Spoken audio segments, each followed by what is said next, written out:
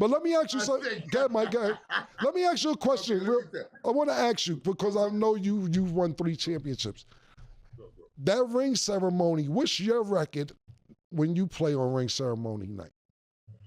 The only time I ever lost my opener was when we did not have Emmett.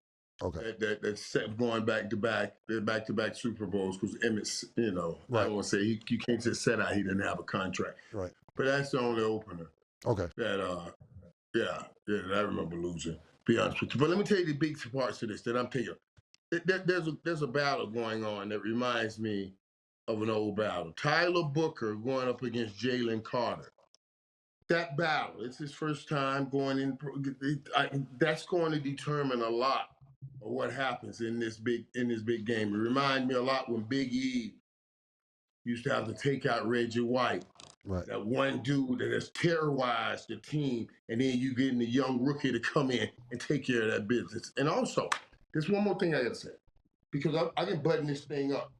Like everybody's saying, and I've heard everybody say, well, we may not know for years who really won and how the situation of the Michael Parsons trade pan out. That's partly true, but not totally true.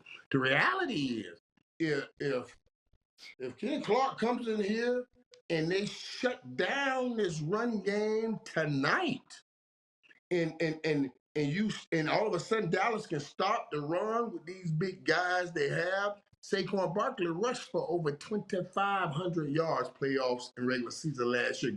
More yards than anybody in the history of the game. If they shut it down tonight, people would declare Dallas won that trade into the game. I'm just telling you, I know that everybody said, we got to wait till Dallas get them draft pick. Not if they shut down the Philadelphia Eagles tonight. You will say Dallas won. And see, that's part of the delusion.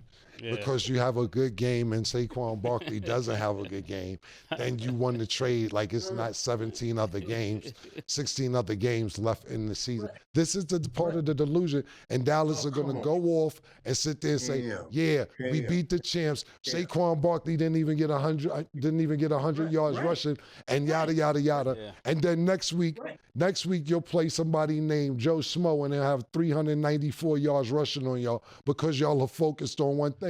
We cannot base that off one game, Mike. I said they're gonna win tonight, and now they won the trade because if that scenario happens, they won the trade. If they shut down, all of us are doing is reaching up and trying to grab the top.